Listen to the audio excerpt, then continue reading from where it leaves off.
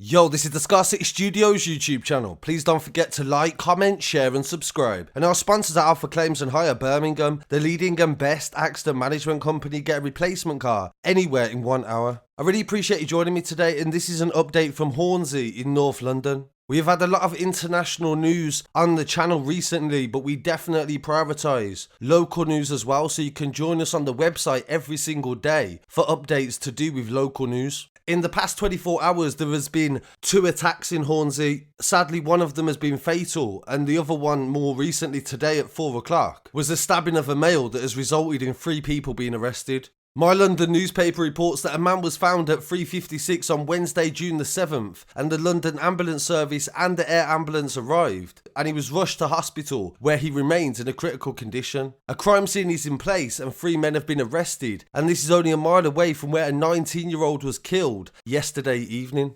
Yesterday's murder saw a teenager shot in the head, and he was taken by ambulance to hospital but died a short time later. A Section 60 order was put in place in the area, which means that police can stop and search absolutely anybody for any reason. The forensics have been at the address and removed items of clothing for further examination, and they've since left the scene where the attack took place. There is a video also circulating that is very graphic.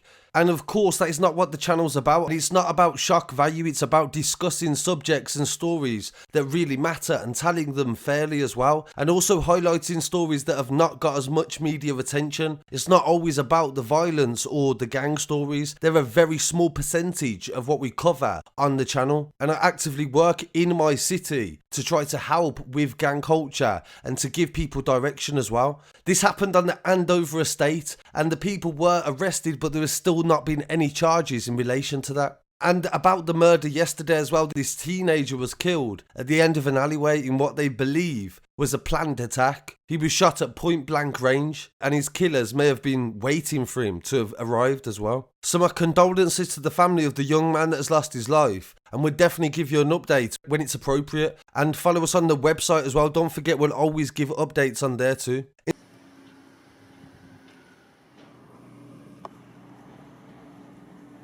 In some other news coming from London, a man has been convicted of firearm offences on Monday the 7th of June after an incident where he was dressed as a delivery driver and brandished a firearm at another man outside his home. Vincent Ford, 32 years old, from Greenwich, pled guilty to possession of a firearm with intent to cause fear of violence at Croydon Crown Court today. He pled guilty at the hearing to possession of the firearm and the ammunition as well, and he was remanded until the 29th of July, where he would then go on trial. At 9:30 on Monday the 13th of July 2020, he attended an address in Crystal Palace Road, SE 2020. He was dressed as a delivery driver, and we've covered several stories where people have disguised themselves as delivery drivers and then tried to, and successfully, raided the homes. So it's definitely something, again, we will always raise awareness on subjects like this on the channel. He knocked on the door of the address and he pretended he had a package in his hand.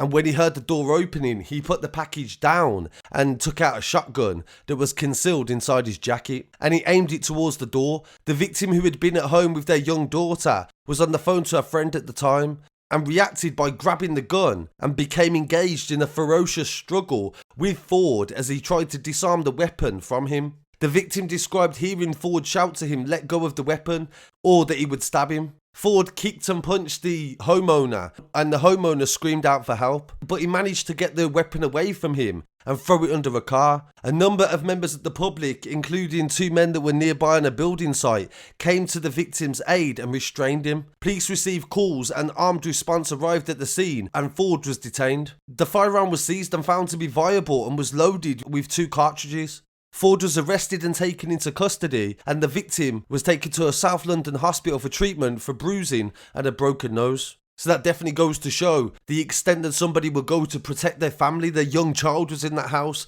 I've seen people react in similar ways in other situations as well. Doesn't matter if you're holding a gun, if you're trying to intimidate or threaten the life of someone's child, they are willing to sacrifice theirs to do so. And I would never encourage anybody to risk their lives in these situations, but it definitely shows the bravery of some people. The police said the victim had no idea what was about to unfold when he opened the door to a delivery driver with a parcel for his address.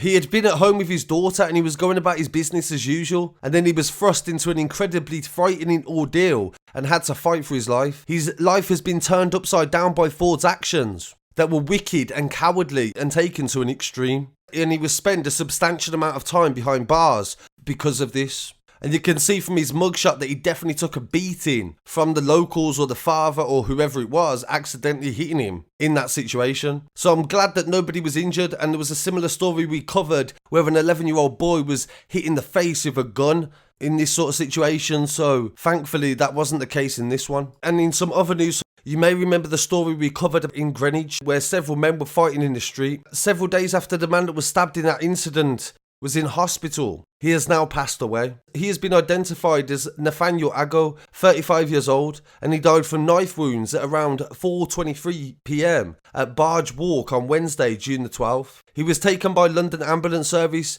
He was taken by the ambulance to hospital and sadly died from his injuries on June the 8th. A 17-year-old boy, a 22-year-old man and a 25-year-old man were arrested on June the 8th also, and a 43-year-old man was arrested on Wednesday the 9th of June, and they have all been arrested for murder and they are being held at a police station in South London. Nathaniel's next of kin are aware and are being supported by specialist police. Detective Inspector Kate Kieran, who's leading the investigation. The victim suffered injuries that claimed his life in broad daylight that was seen on camera. This is now a homicide investigation and we're definitely keen to solve this as quick as possible. So that's terrible news about that story. Situations can deteriorate very fast and you just don't know if somebody's going to die days later or sometimes weeks later. So my condolences to the family of Nathaniel, and we'll definitely keep you updated if anybody gets charged and convicted with that story. I really appreciate you joining me for this episode. Please don't forget to like, comment, share and subscribe. Follow us online as well at Scarcity Studios, and thank you to our reporter Dave Nathan for his coverage from the scene. And I'll be back again very shortly with some more news. Peace.